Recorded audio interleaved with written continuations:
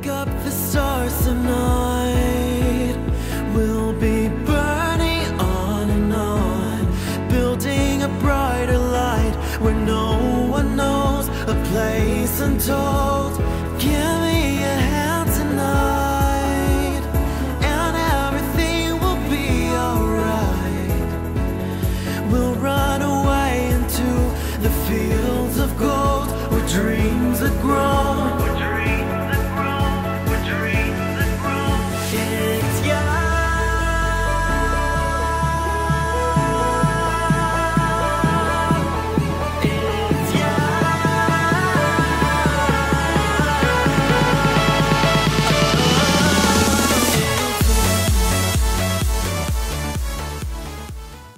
Hello Gemini, this is Inspire 2016 with your weekly tarot reading for the week commencing the 19th of June until the 25th of June 2017. The first card for you is representing, how do you feel about yourself? Your card is the Five of Wands. You are in the midst of conflict, tension and competition, and it is impacting your ability to move forward with your goals. Rather than being able to work together with others, you are coming up against it and are constantly being challenged on your point of view. The trouble is that everyone is trying to express their point of view and opinions, but no one is listening, and so there is little progress.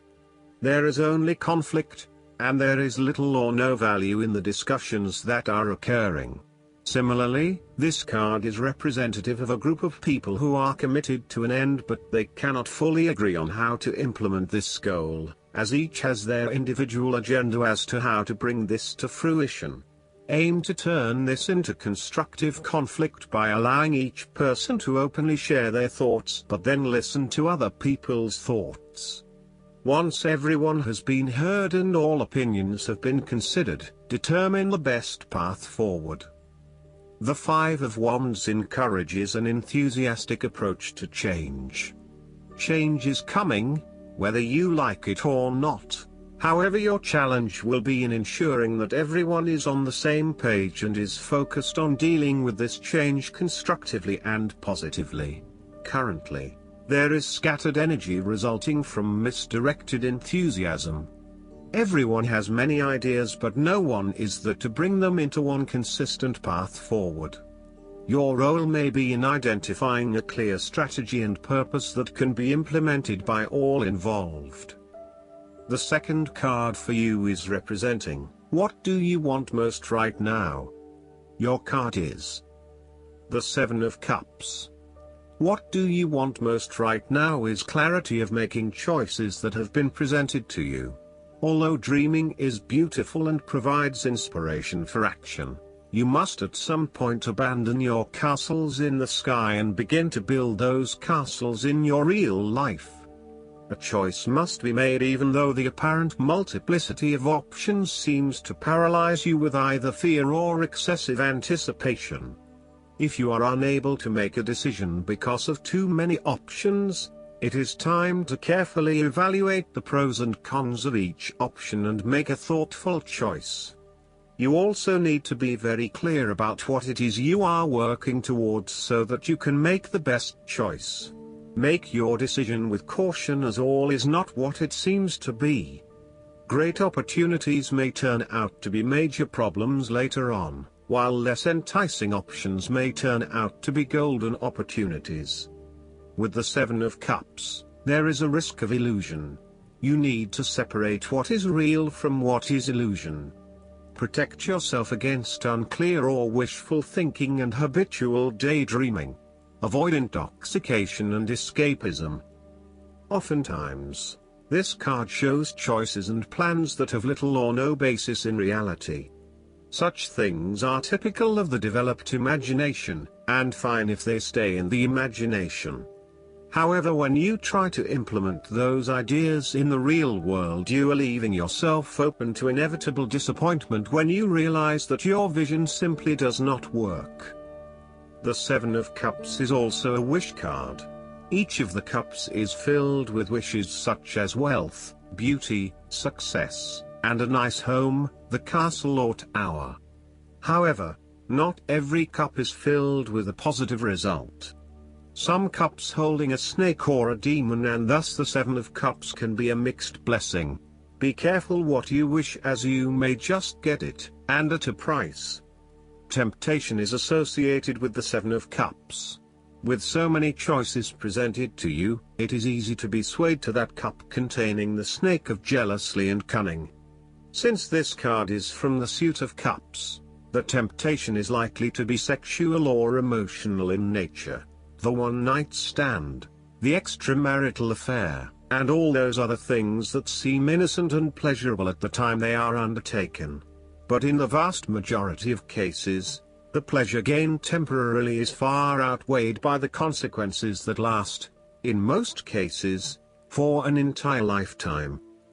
The third card for you is representing your fears. Your card is the Three of Cups. You are afraid of betrayal of trust and possible cheating from someone close to you. On a broader scale, your creativity may be stifled, and instead you are being forced to conform to the group in which you are operating. You may be part of a very tight-knit group that does things a certain way and is not open to innovation or alternative approaches. You need to consider whether you are willing to sacrifice your creative abilities in favor of the group's desires. The Three of Cups may also reflect isolation from others. If this is the case, it is time to take charge of the situation and to reconnect with your community. Consider joining a group or organization, and if the need for support is present, seek out the necessary resources. Similarly, you have lost touch with your close friends, perhaps due to a falling out or other, more demanding priorities such as work or family commitments. See this card as a reminder to reconnect with your friends, let your hair down and have a good time, without worrying too much about the consequences.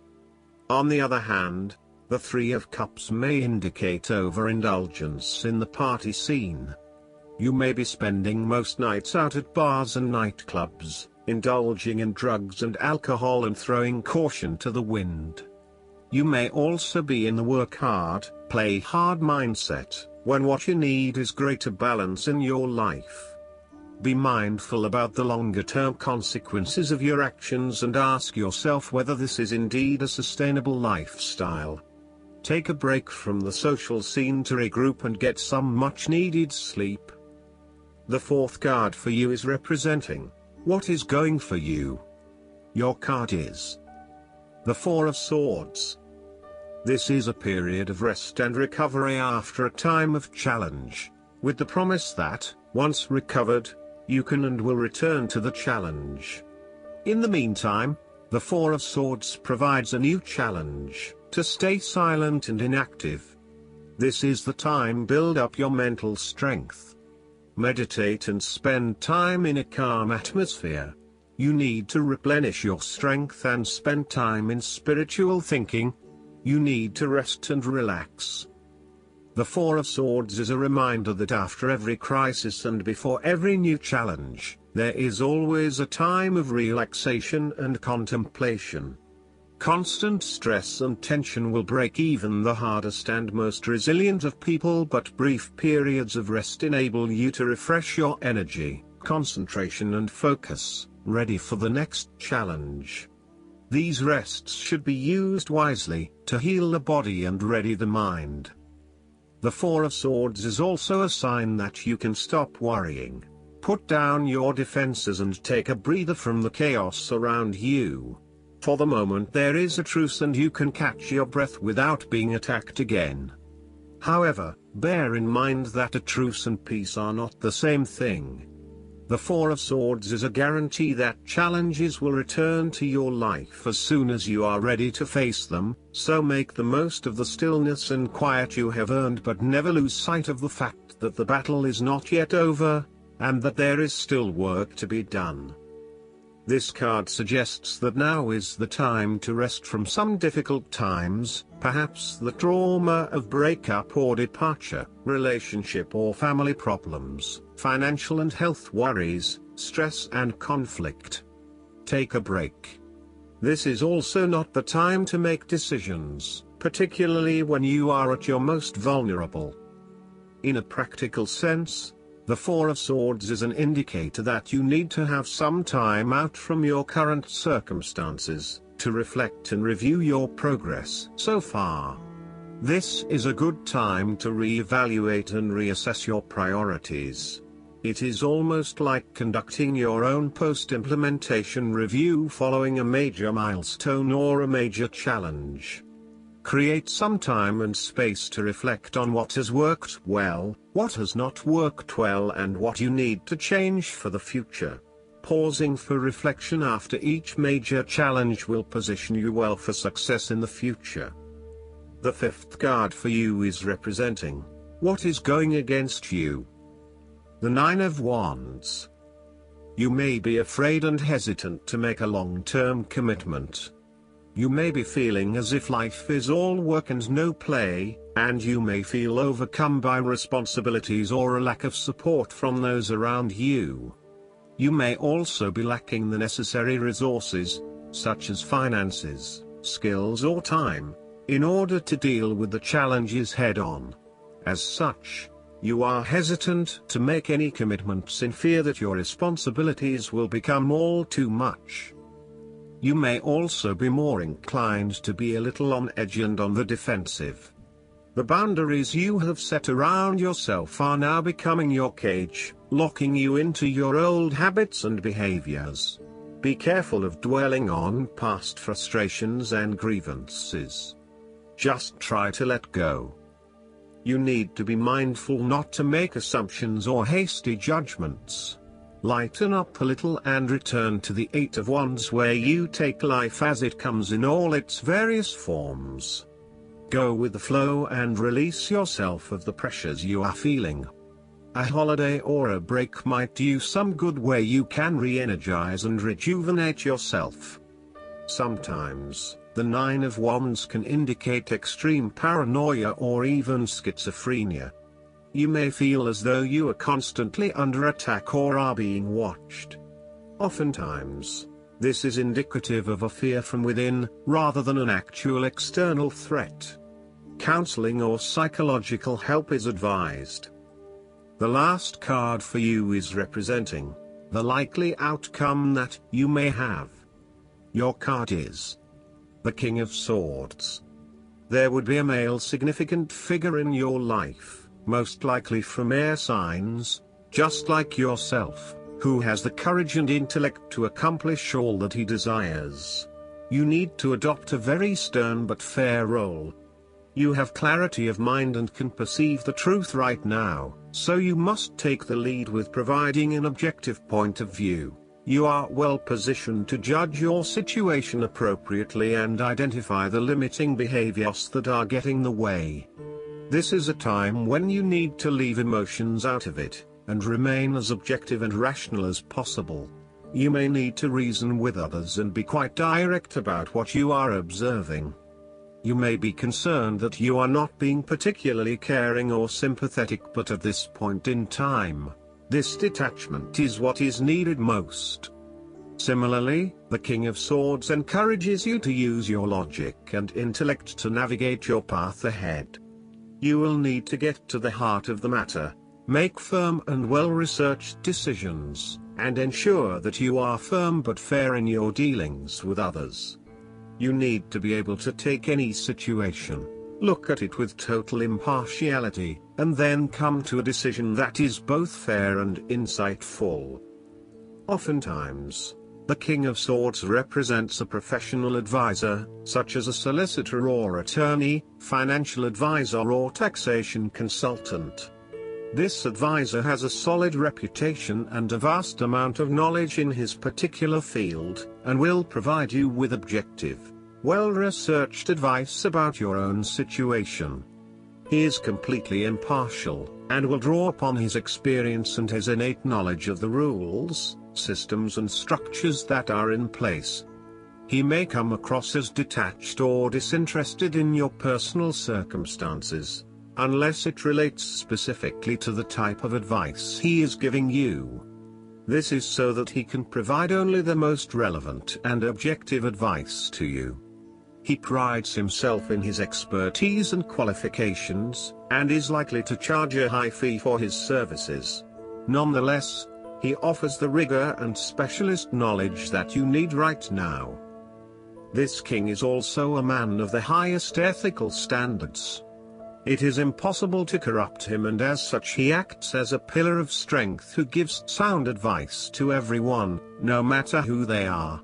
What is more, he firmly expects others to operate by the rules of the law and will not tolerate others who break the law. Last but not least, the guidance card for you is the Partnership. This card speaks to the influence of other people in your life, such as a romantic or marital partner or work associate. Trust the first thought or feeling that you have about the word partnership, as your higher self already knows the truth about these influencing energies.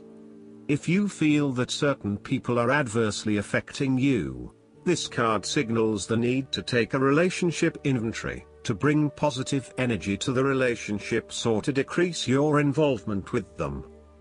Studies are showing that a person's income is proportionate to that of the people he or she spends time with.